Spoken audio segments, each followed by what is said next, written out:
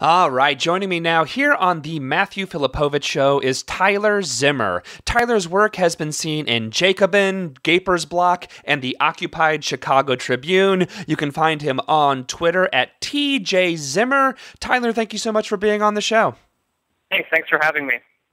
All right, so Tyler, you recently wrote a really great piece for the Occupied Chicago Tribune, which people can find, by the way, at occupiedschicagotribune.org, all about CTA cuts and fare hikes that are going on in my former city of Chicago, Illinois. Why don't you tell us all about it? Sure. So I'm actually car free in Chicago, so I rely on the CTA to get everywhere that I need to go. And the situation is basically this. I think Chicagoans are finding themselves in an absurd situation because the demand for public transportation is higher than it's been in 25 years.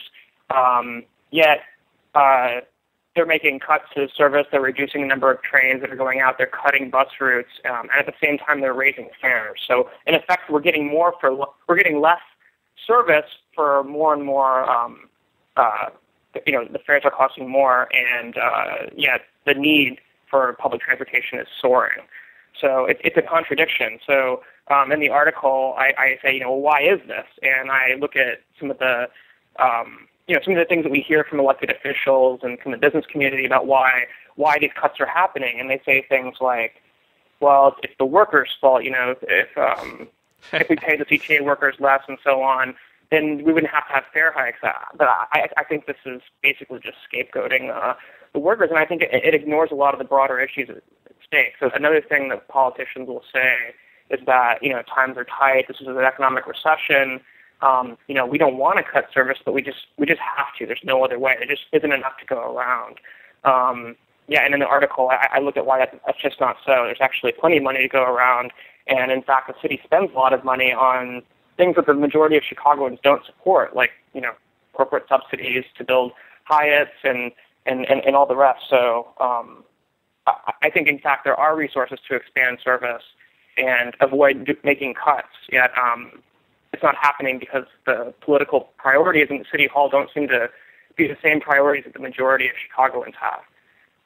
Let's go into because the fact of the matter is, and I think it's something that it's not just Chicago's facing it. I live in Boston, where they recently had a round of transit cuts here. It's something that's happening all over the country. I mean, a lot of, we're lucky that both you and I live in a city that does have, when it's running, a fairly decent public transit system, which is now falling apart because of lack of investment in infrastructure. Right. But at its ideal, they both should run well. But the money for this is there. The money exists. It's just where exactly is the city of Chicago? You said obviously there's where is the city of Chicago choosing to spend their money instead of on public transit? Well, I think a good place to look would be the budget that Rahm Emanuel proposed and was unanimously voted for by the city council last year. So the budget, it cuts library hours, it cuts money for family services, it cuts money for health care, closes down mental health clinics, and at the same time that all these cuts are being passed, Emanuel's pushing hard for tax breaks to the Chicago Mercantile Exchange.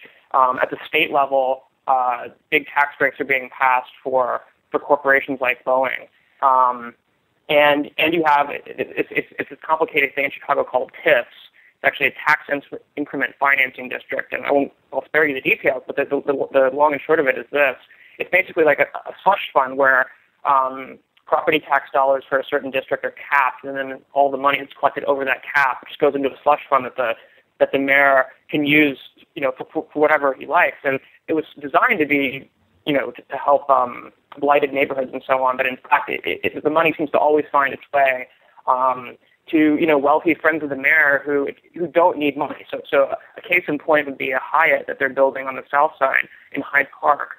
And the Hyatt was recently awarded a multi-million-dollar subsidy through TIF funds to erect a new hotel. And of course, Hyatt is an extremely profitable company. They don't need multi-million-dollar subsidies from the city of Chicago to build a hotel. Yet, those are the sorts of projects where the money is going.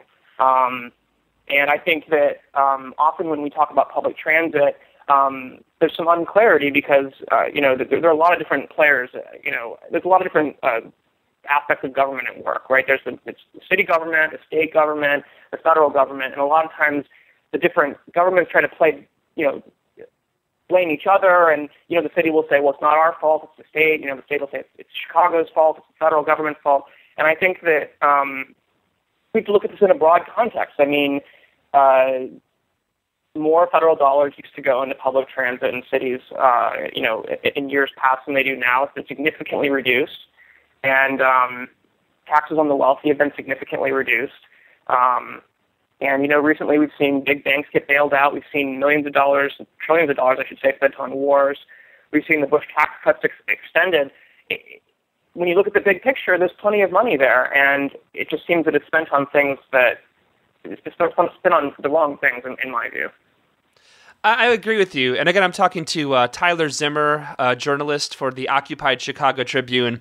And it's really just, it's another one of these examples that once you start the austerity, once you start these massive cuts, it really is just like it's a race to the bottom. You're just spiraling down this drain. And so, okay, we're going to cut services to the CTA. We're going to raise the fares on the CTA while we're cutting services. But the logic being, those who need the CTA the most are the poor. They're the ones who really need that extra 50 cents on the fare is actually going to hurt the most, and they're the ones whose jobs are being eliminated by all the austerity to begin with. It's just this really ridiculous, vicious cycle that frankly the 1% have and the elites have just grasped onto, and they're willing to drive the entire country into the ground so 1% of the population can make a little bit more money, or actually in a lot of cases a lot more money.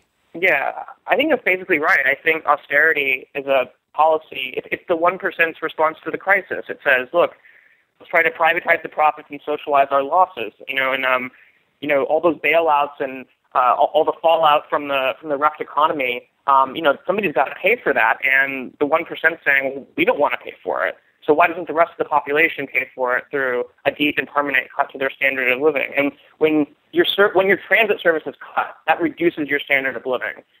That reduces, how easy you can get around the city. It reduces how easy, that could make it very difficult for you to get to work, to go look for work, as the case may be, because there are, tens of thousands of unemployed Chicagoans. And then, service fare hikes, I should say, they're in effect a regressive tax. When you raise fares, that's a regress. You're increasing taxes on working and poor people.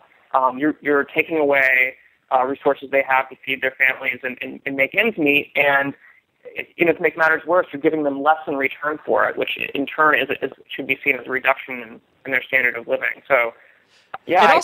I would also say it's also not a quality of life, but it's also it could potentially be a safety issue. The ability of someone to safely get to and from work, the ability of someone to get to and from work in a somewhat timely fashion. And so, if you had a bus that was, say, running every 15 minutes, that is now running every hour, that is time that they're not going to have at their house with their children. That is time they're not going to be able to have to actually have an actual. When you talk about quality of life, it really is the cuts cut down. Again, the most affected are going to have a major damaging effect on their quality of life. Yeah, I agree, and I think that every single bus route that they cut, there are probably hundreds, if not thousands, of people who relied on those just to get to work. So when they're gone, they'd have to find another way to get to work. That's significant. I think that that definitely has a huge effect on people's quality of life.